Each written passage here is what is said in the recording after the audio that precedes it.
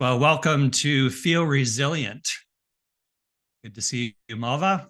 And of course, Feel Resilient is where we're helping people to feel resilient in their liberty, their health, their spirituality, and their sustainability. Don't have that in the right order, but It's there. it's there. It's liberty, it's health, sustainability, and spirituality. I want to talk about something that I've been thinking about, particularly over the last couple of months, especially when you and I got together and said, "Hey, let's start to move this information of feel resilient forward, and let's, Steve, stop thinking about it, stop dreaming about it, stop, procrastinating about it. Let's get it going." And of course, then your efforts to help me to get things organized and get things going. So as soon as I agreed, and as soon as we move forward, and I recognize this pattern in my life that if I want to move forward to help somebody to pursue a passion, to add value to other people in some way, I always get challenged. And I think about this image we have, this roadblock. There's always some sort of roadblock that comes up in front of me, at least. Maybe others can relate to this, but comes up in front of me when I've made those decisions to move forward. And I'm curious about what other people experience, and I'm also curious to know what they do to help themselves move forward past these roadblocks or these naysayers. They're saying, you can't do that, stop, etc. So, how about you, Malva? Can you relate to anything? Is it just me that those kind of things happen to? Unfortunately, no, or fortunately, no. It's not just you. A lot of people, when I kind of say today is the day that I'm going to go on a diet, and all of a sudden they get an invitation for a birthday party or a party that's tomorrow, and of course, with cake chips and all that jazz.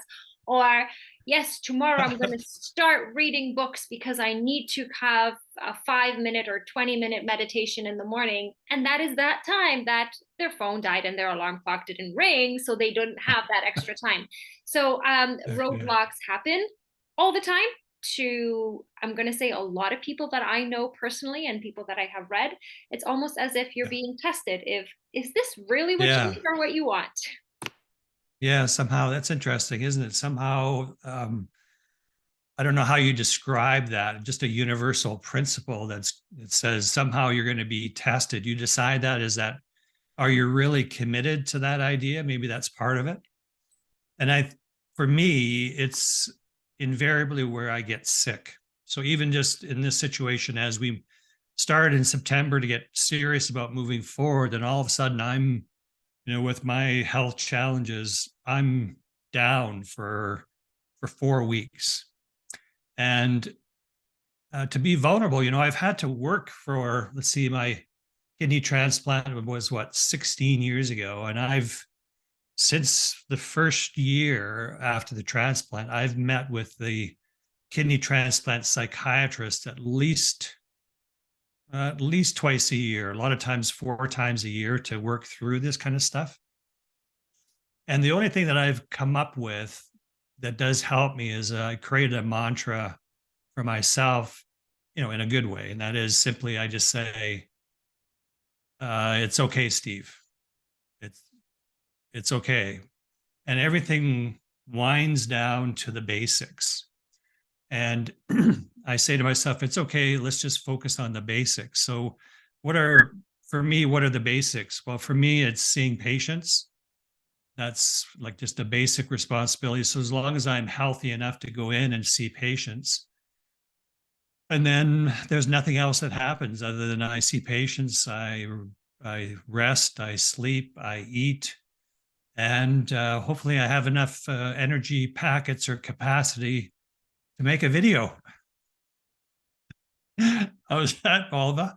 That's what it winds down to the video.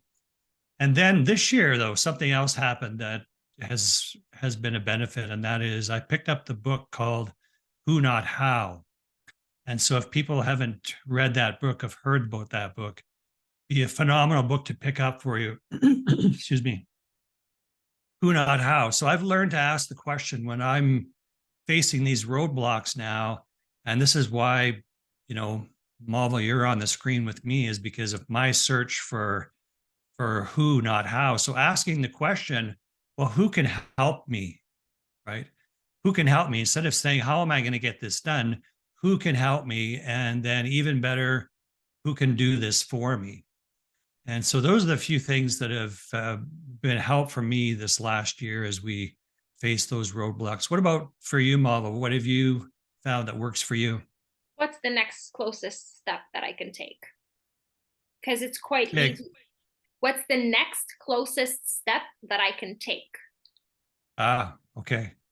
Because it's quite easy to fall into the trap of self-pity. It's quite easy to fall in trap of thinking, the world's against me. And then how about I just crawl up or curl up into a fetal position and cry?